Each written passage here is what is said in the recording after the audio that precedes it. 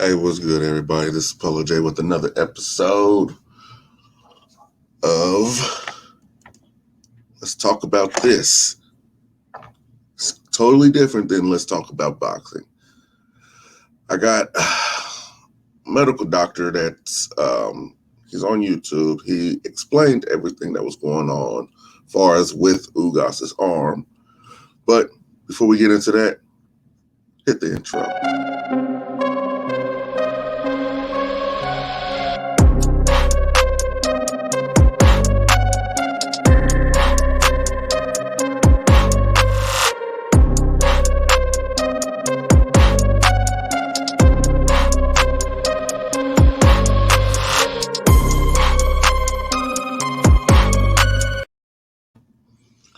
All right, let's give a reaction to this.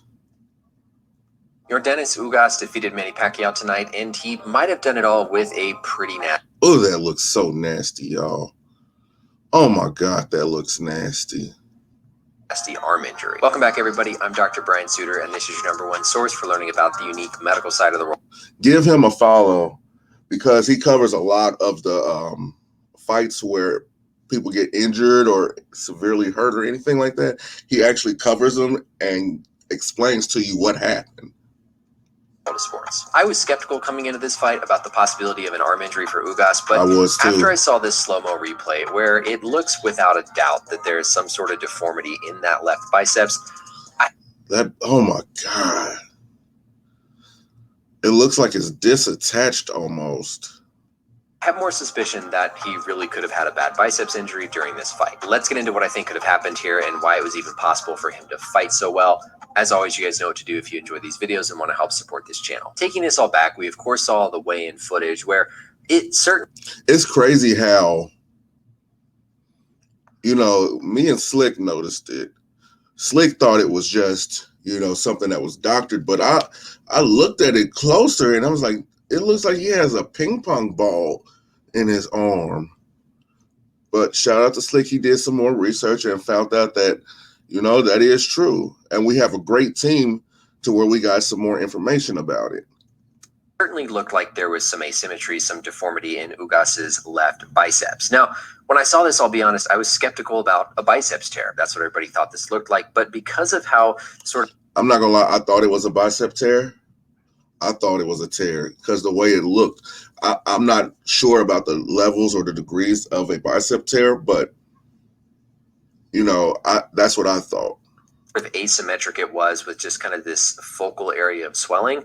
I wasn't really convinced from just these images that he could have had a torn or ruptured biceps. Typically when we see a torn biceps, it's a little bit more symmetric in terms of we see kind of balling up of the muscle, but it's not just one sort of focal point. I mean, it almost looks like there's just a little ping pong ball or golf ball underneath his skin rather than a full kind of biceps muscle that's retracted down. Now, as he flexed here, we could certainly see some asymmetry. If you look on his right arm, kind of a little bit more flat contour. Looking on the left, kind of this more steep, sharper angle. See, now that was the image that got me. And something else that I noticed when he did flex, it was like one fist was balled up completely, balled up completely to where he was putting pressure and tension onto his muscles and everything. And the other one, his pinky was sticking out to where it was like he didn't have any feeling or something like that. I'm not sure, but it just didn't look right.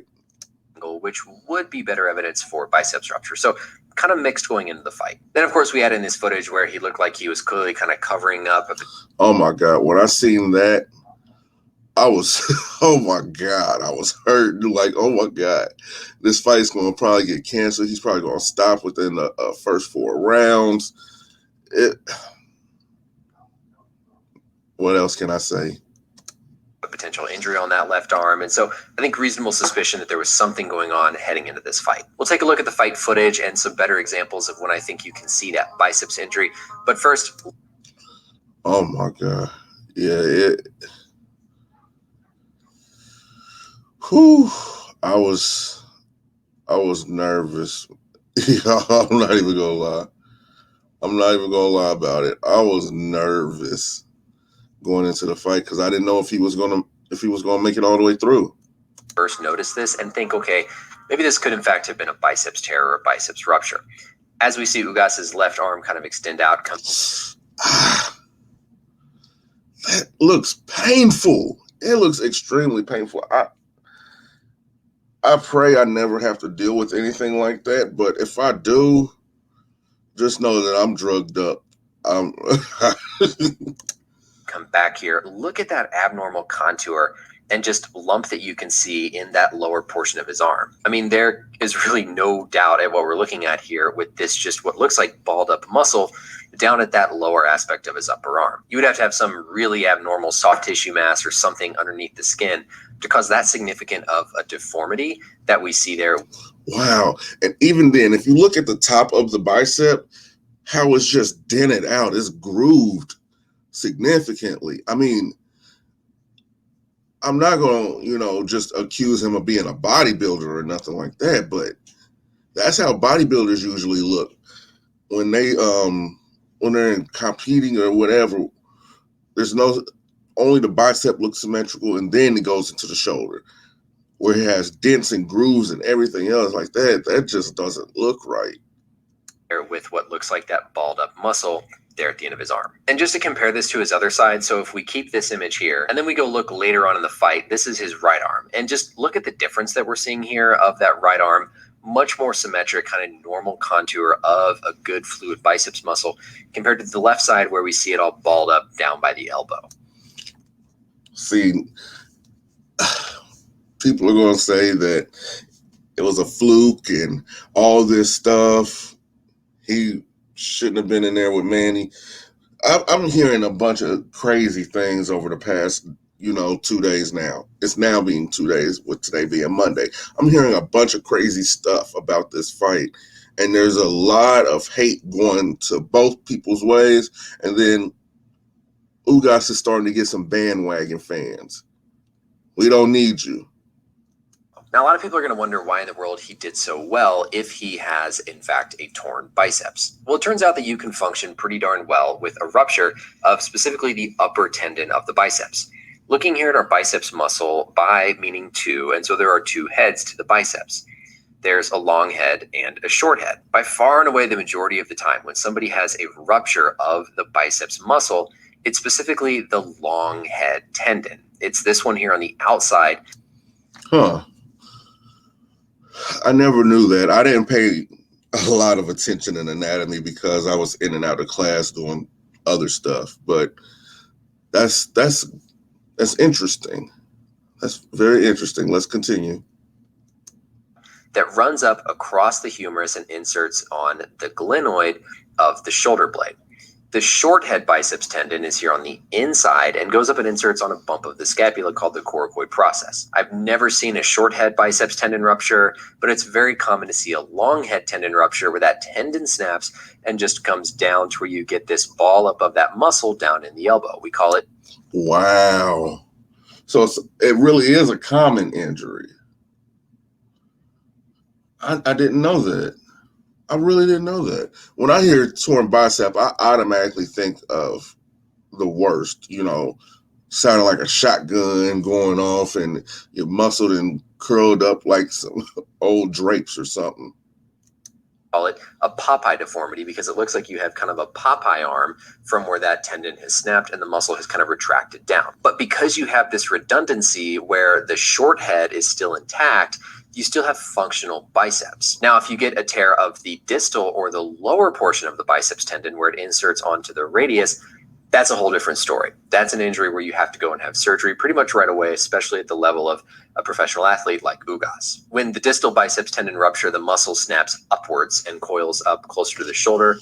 Oh, that's the one that I believe it was Deontay had. I believe that's the one that he had. That's why you didn't hear much from him after their second fight.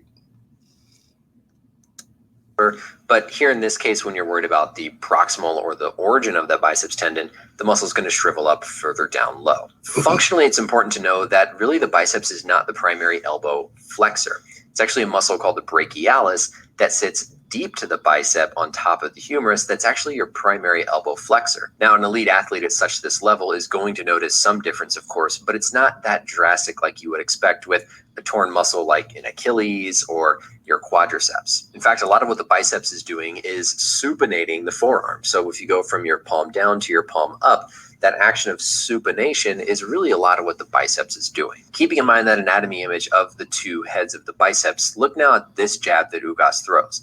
Here's he don't look right. It does not look right. extends through. You can actually almost see specifically that short head of the biceps with the tendon that's going to run up more on the inside. See, that's amazing to, see a doctor actually break this down for you. There's a lot of selfish people who could just keep this to themselves, but he recognizes that there's sports fans out here and he wants to actually give them the knowledge of this. I really admire that and I appreciate it.